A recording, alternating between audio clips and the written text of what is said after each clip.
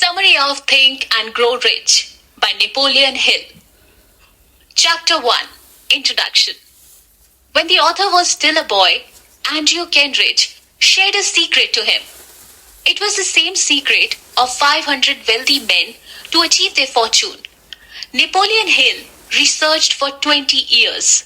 He found out that success comes to any profession or career, and that a man without any education can still become rich. The author aims to share the secret to the readers. How did 500 wealthy men achieve success? The secret can only be possessed by those who are ready.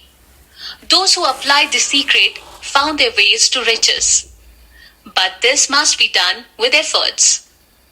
In this book, the reader will know what to do in order to succeed, how to do and where to begin. Anyone can acquire the secret. Success comes to those who can put the secret to reality. Each chapter discusses the 13th step to riches, recommended by Napoleon Hill.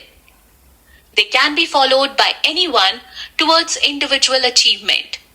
If you are searching for money, fame, personality, peace of mind, or happiness, you will learn from the wealthy men themselves. As you go along the 13 steps, you will uncover the secret. Be prepared for it. Seize the opportunity that will change your life. Napoleon Hill gave us clue to secret. All achievements, all earned riches have their beginning in an idea. Chapter 2. Desire. When you truly desire something, your desire will be transformed to reality. Constantly thinking about your desire will attract you to the actual ways to achieve it. There is a term called money consciousness. It means having strong desire for money. It is a state of mind where you already see yourself being rich.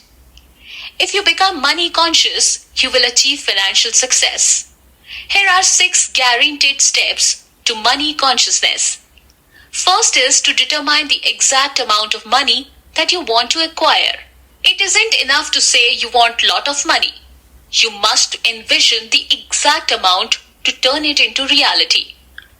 The second step is to know what you're willing to give in order to acquire that money. You cannot get something for nothing. Third is to set the exact date when you should acquire the exact amount. Fourth is to have definite plan on how you can acquire that money. After planning, you should start at once and not hesitate. The fifth step is to write down a concrete statement. Write down everything on paper, starting from the exact amount to the date and your plan. Lastly, the sixth step is to recite your statement 2 times daily. If you really have a burning desire to get rich, following these steps would be easy for you. In this way, you will see, feel, and believe that you have the money. By repetition, you will become money conscious. Keep in mind that the greatest achievement was at first and for a time a dream. Chapter 3. Faith. There is a force in the universe that attracts us to things we believe in. When positive thoughts dominate our mind, good things happen to us. When you fill your mind with the negative, we attract bad things. There is no such thing as bad luck or misfortune. It only demands on what you believe in. Some people think that they are doomed to fail. Others think that they are destined to be poor. If we think that we have no control over our situation, then we have created our own misfortune. Whatever we feed, our minds become our reality. If you fill your minds with fear and doubt, then you have already set limits to yourself. Becoming money conscious requires faith. Remember that you must see, feel, and believe that you are rich. Have strong faith that you will acquire wealth. If you repeat to yourself that you are poor, then that will become the truth for you. You become what you are because of what you believe in. The thoughts that fill your mind become your reality. Therefore, you can choose between riches or poverty. Believe that you can become rich. Your faith will remove all limitations for you to succeed. Chapter 4. Autosuggestion. A subconscious mind is like a fertile garden. Weeds will continue to grow if you do not plant good seeds. Autosuggestion or self-suggestion is what we can do to control the growth of weeds. We have the ability to choose the thoughts that will bear in our subconscious. The subconscious mind is responsible for transforming our thoughts to reality. We can only reach to it by autosuggestion. That is why we should fill our consciousness with positive thoughts. Failures happens if we do not exercise control. Repeat to yourself every day that you want to achieve. If you want to grow rich, make yourself ready. Turn your desire into habits. By doing so, you will be attracted to actual plans that will make your success real.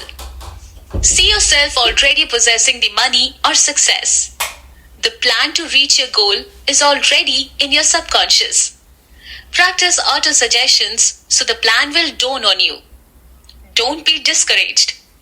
Remember that you cannot get something for nothing. Start planting the good seeds in your garden. Chapter 5. Specialized knowledge. Henry Ford did not have formal education, but he is very knowledgeable about automobiles. In the World War, he filed a libel case against Chicago newspaper. The paper accused him of being an ignorant pacifist. At the trials, he was bombarded with many questions. The lawyers wanted to prove that he is and indeed ignorant. Ford got tired of the offensive questions. He replied, "I can summon to my aid men, who can answer any question I desire to ask. Now, will you kindly tell me why I should clutter up my mind with general knowledge, for the purpose of being able to answer questions when I have men around me who can supply any knowledge I require?" His answer stunned the court. What Ford has is specialized knowledge. As opposed to general knowledge, it is organized and directed to a goal. That is why men who didn't have any education can still succeed. The things we learn from school or general knowledge is useless if we cannot apply it in our life. It is not practical. If you have a specific interest, you can take trainings or short courses. In that way, you can gain specialized knowledge that you can already use or put into business. Learning does not stop at school. Even if you have a family or a full-time job, you can still learn. Specialized knowledge is good because you can focus on what you really want to learn. You can improve on what you are really good at. Employers hire not only based on credential but also personality. They are interested in how you interact with people and handle situations. A successful person may lack an education, but he cannot lack personality or ambition. Remember that. The person who stops studying merely because he has finished school is forever hopelessly doomed to mediocrity, no matter what may be his calling.